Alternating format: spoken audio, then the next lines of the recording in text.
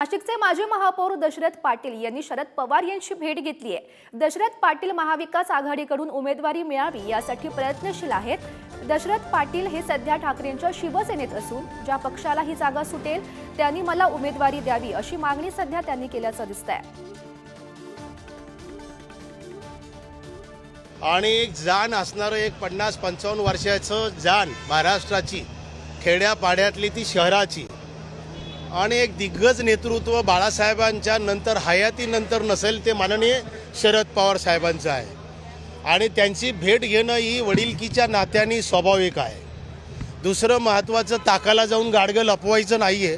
ही जागा मोठ्या पवार साहेबांकडे गेली तर त्यांनी मला उमेदवारी द्यावी, ही जागा उद्धवजी गटाकडे गेली तर त्यांच्याकडे उमेदवारी मागण्याचा माझा हक्क पूर्वीपासून होता।